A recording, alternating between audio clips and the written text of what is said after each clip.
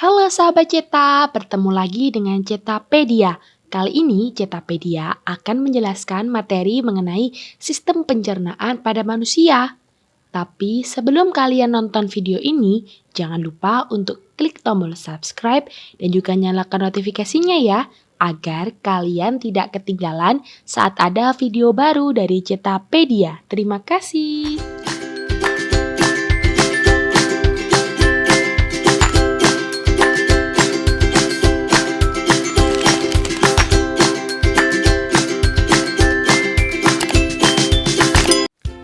Setiap hari kita mengkonsumsi makanan dan juga minuman. Makanan dan minuman yang kita makan akan dicerna terlebih dahulu dalam tubuh agar dapat dihasilkan nutrisi dan sari-sari makanan. Oleh karena itu, kita harus mengkonsumsi makanan dan minuman yang bergizi. Lalu, apa saja nutrisi yang terkandung dalam makanan kita? Dan bagaimana proses terjadi pencernaan tersebut? Yuk simak video berikut sampai selesai ya. Energi dibutuhkan tubuh untuk melakukan aktivitas sehari-hari. Energi diperoleh dari berbagai macam nutrisi yang terkandung dalam makanan. Ada 6 jenis nutrisi, yaitu karbohidrat, lemak, protein, vitamin, mineral, dan juga air. Karbohidrat, lemak, protein, dan vitamin merupakan nutrisi organik yang mengandung karbon. Sebaliknya, nutrisi anorganik seperti air dan mineral tidak mengandung karbon. Makanan yang mengandung karbohidrat, lemak, dan protein perlu dicerna atau dipecah terlebih dahulu oleh tubuh, sedangkan air, vitamin, dan juga mineral dapat diserap langsung oleh sel-sel tubuh. Nah, penjelasan mengenai karbohidrat, protein, dan lemak dapat kalian lihat pada video sebelumnya bab energi ya, linknya ada di deskripsi. Vitamin ini dikelompokkan menjadi dua, yaitu vitamin yang larut dalam air seperti vitamin B dan juga C, dan juga vitamin yang larut dalam lemak, contohnya seperti vitamin A, D, E, dan K. Khusus vitamin D dapat terbentuk ketika kulit terkena sinar matahari, karena di dalam tubuh ada provitamin D. Nah, jenis-jenis vitamin, sumber, dan juga manfaatnya dapat kalian lihat pada tabel berikut. Vitamin A menjaga kesehatan mata, meningkatkan sistem kekebalan tubuh, pertumbuhan tulang, dan juga menguatkan gigi. Sumbernya dapat diperoleh dari susu, telur, sayuran yang berwarna oranye seperti wortel, ubi jalar, labu, dan juga buah-buahan. Contohnya pada gambar di sampingnya ya, ada jus wortel. Vitamin B berfungsi untuk mengatur fungsi tubuh, membantu untuk menghasilkan sel darah merah. Sumbernya diperoleh dari gandum, makanan laut, daging, telur, produk susu seperti susu asam, sayuran berdaun hijau, dan juga kacang-kacangan. Vitamin C membentuk kolagen, membantu menjaga kesehatan jaringan tubuh seperti gusi dan otot, serta membantu tubuh melawan infeksi. Sumbernya dapat diperoleh pada buah jeruk, stroberi, jambu biji, cabai, tomat, brokoli, dan juga bayam. Vitamin D berfungsi untuk menguatkan tulang dan gigi, membantu tubuh menyerap kalsium pembentuk tulang. Sumbernya kuning telur, minyak ikan, dan makanan yang diperkaya seperti susu, susu kedelai, dan sari buah jeruk. Vitamin E sebagai antioksidan dan membantu melindungi sel atas kerusakan penting bagi kesehatan sel-sel darah merah. Sumbernya minyak sayur, kacang-kacangan, sayur berdaun hijau, alpukat, gandum, dan biji-bijian. Vitamin K membantu pembengkuan darah serta meningkatkan pertumbuhan dan kesehatan tulang. Sumbernya alpukat, anggur, sayuran hijau, produk susu seperti susu asam, umbi-umbian, biji-bijian, dan telur. Mineral ini juga sangat diperlukan oleh tubuh. Di antaranya ada kalsium, fosfor, potasium, sodium, besi, iodium, dan juga seng. Mineral merupakan nutrisi yang sedikit mengandung atom karbon. Jenis-jenis mineral yang dibutuhkan tubuh, manfaat, dan juga sumbernya dapat kalian lihat pada tabel berikut ini. Kalsium berfungsi untuk pembentukan tulang dan gigi serta kerja otot dan syaraf. Sumbernya telur, sayuran hijau, dan kedelai. Fosfor, kerja otot dan pembentukan tulang gigi. Sumbernya daging, gandum, dan juga keju. Potasium berfungsi untuk keseimbangan air dalam sel, mempercepat hantaran rangsang pada syaraf dan kerja otot. Sumbernya pisang, kentang, kacang, daging, dan jeruk. Sodium berfungsi sebagai keseimbangan cairan dalam jaringan tubuh dan mempercepat hantaran rangsangan pada syaraf. Sumbernya daging, susu, keju, garam, dan wortel. Besi sebagai bahan utama penyusunan hemoglobin pada darah merah. Sumbernya daging merah, kacang bayam, dan telur. Iodium berfungsi sebagai kerja kelenjar tiroid dan merangsang metabolisme. Sumbernya ikan laut, garam, dan beriodium. Seng berfungsi untuk kekebalan tubuh, kesehatan mata, menghambat virus, mengurangi resiko kanker, kesehatan organ vital laki-laki, dan mempercepat penyembuhan luka. Sumbernya kacang-kacangan, biji-bijian, dan juga gandum. Air, sekitar 60-80% komponen sel tubuh makhluk hidup adalah air. Tubuh dapat kehilangan air ketika bernafas, berkeringat, buang air besar, dan buang air kecil. Kehilangan air tersebut harus segera diganti dengan minum air sebanyak 2 liter atau 8 gelas sehari. Fungsi air bagi tubuh manusia adalah sebagai pembentuk sel dan cairan tubuh, pengatur suhu tubuh, pelarut zat-zat gizi lain dan pembantu proses pencernaan makanan, pelumas dan bantalan, media transportasi, dan media pengeluaran sisa metabolisme. Selanjutnya kita akan membahas mengenai saluran pencernaan makanan pada tubuh manusia. Makanan diproses dalam tubuh melalui 4 tahap, yaitu ingesti, digesti atau pencernaan, absorpsi atau penyerapan, dan juga defekasi atau pengeluaran. Pencernaan merupakan proses memecah makanan menjadi molekul yang lebih kecil sehingga dapat diserap oleh tubuh melalui pembuluh darah. Selanjutnya, molekul makanan dari darah masuk ke dalam sel melintasi membran sel. Molekul yang tidak digunakan dan tidak dibutuhkan oleh tubuh akan dikeluarkan dari tubuh melalui sistem ekskresi seperti keringat dan juga urin. Makanan yang tidak dicerna akan dibuang melalui anus berupa feses. Proses ini disebut defekasi. Pencernaan makanan terbagi atas 2 macam, yaitu pencernaan mekanik dan juga pencernaan kimiawi. Pencernaan mekanik terjadi ketika makanan dikunyah, dicampur, dan diremas. Contohnya terjadi di dalam mulut, yaitu pada saat makanan dihancurkan oleh gigi. Sedangkan untuk pencernaan kimiawi terjadi ketika reaksi kimia yang menguraikan molekul besar makanan menjadi molekul yang lebih kecil.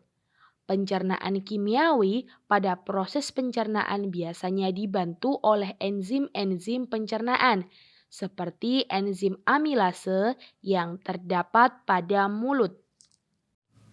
Organ pencernaan pada tubuh manusia terbagi atas 2, yaitu organ pencernaan utama dan organ pencernaan tambahan. Organ pencernaan utama diantaranya yang pertama ada mulut. Pencernaan makanan di rongga mulut terjadi secara mekanik dengan bantuan gigi dan juga terjadi secara kimiawi dengan bantuan enzim. Nah, di mulut ini adalah awal mulanya terjadi proses pencernaan makanan saat makanan dimasukkan ke dalam tubuh kita. Di dalam rongga mulut terdapat gigi, lidah, dan kelenjar air liur atau saliva. Air liur mengandung mukosa atau lendir, senyawa antibakteri, dan juga enzim amilase. Selanjutnya, makanan yang sudah dicerna dalam mulut masuk melalui kerongkongan atau esofagus. Nah, makanan yang berbentuk bolus akan masuk ke dalam tekak atau faring.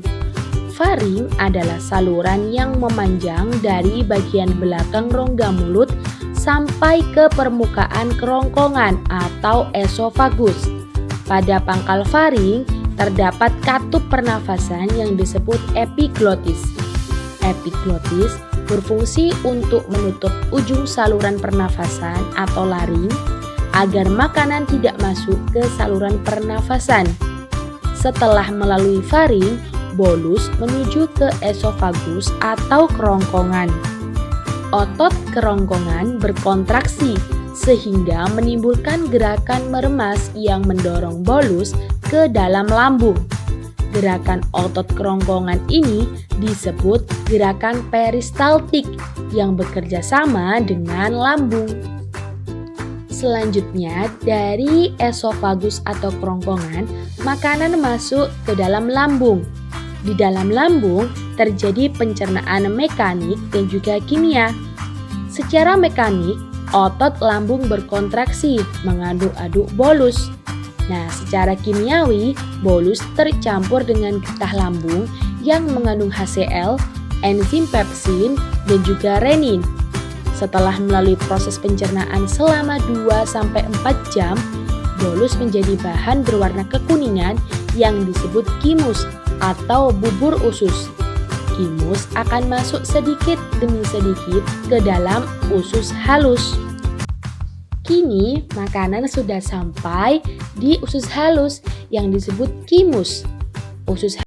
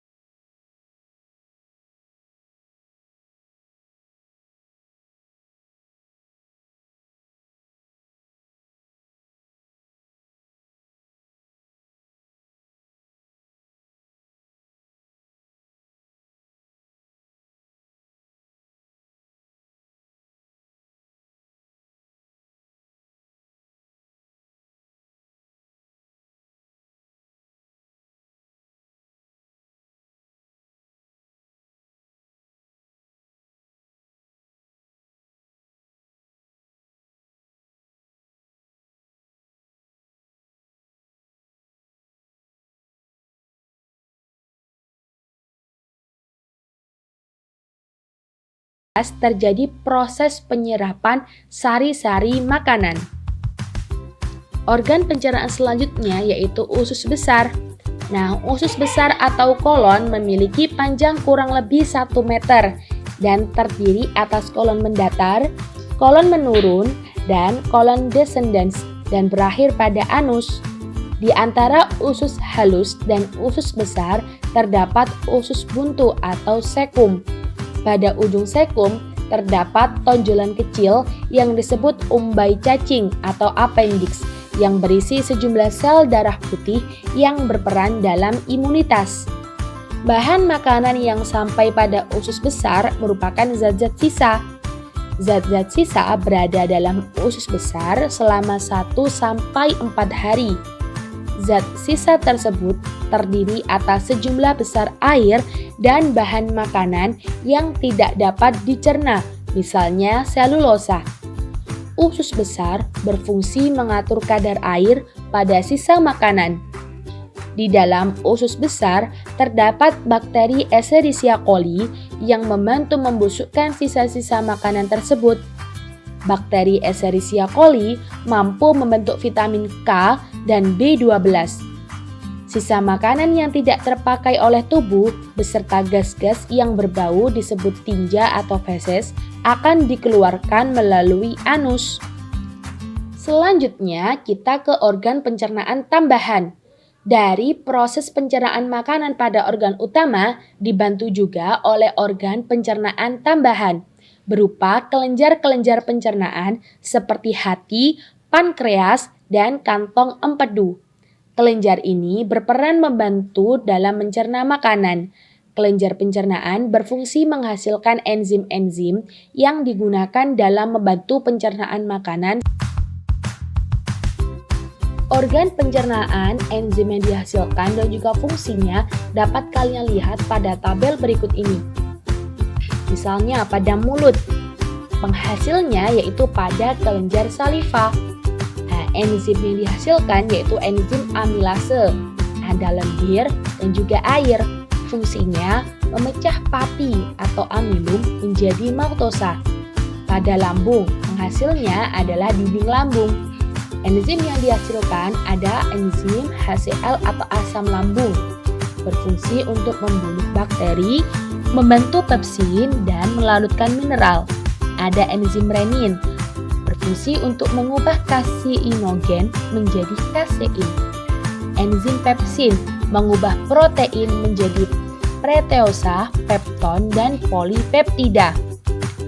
Ada juga lambung, tapi dihasilkan pada pankreas, menghasilkan enzim karbohidrase pankreas yang berfungsi untuk mencerna amilum menjadi maltosa atau disakarida lainnya. Enzim lipase pada pankreas mengubah emulsi lemak menjadi asam lemak dan gliserol. Enzim tripsin mengubah protein menjadi polipeptida. Ada enzim amilase berfungsi untuk mengubah amilum menjadi disakarida atau maltosa. Selanjutnya pada usus halus. Yang dihasilkan pada dinding usus halus ini ada enzim enterokinase, mengubah tripsinogen menjadi tripsin yang digunakan dalam saluran pankreas. Enzim maltase mengubah maltosa menjadi glukosa. Enzim laktase mengubah laktosa menjadi glukosa dan galaktosa. Enzim sukrase mengubah sukrosa menjadi glukosa dan fruktosa. Enzim peptidase mengubah polipeptida menjadi asam amino. Dan enzim lipase mengubah lemak menjadi asam lemak dan juga gliserol. Selain itu, di usus halus juga memproduksi empedu, tepatnya pada hati, yaitu berfungsi untuk mengemulsikan lemak. Oke sahabat Ceta, itu tadi merupakan proses pencernaan makanan pada tubuh manusia mulai dari mulut pada saat makanan masuk sampai diperoleh energi dan juga diperoleh zat sisa berupa feses. Nah, sekian dulu ya video dari Cetapedia. Semoga bermanfaat, tetap semangat belajar. Jangan lupa untuk like semua video Cetapedia, share ke semua teman-temannya, dan jangan lupa untuk klik tombol subscribe. Terima kasih.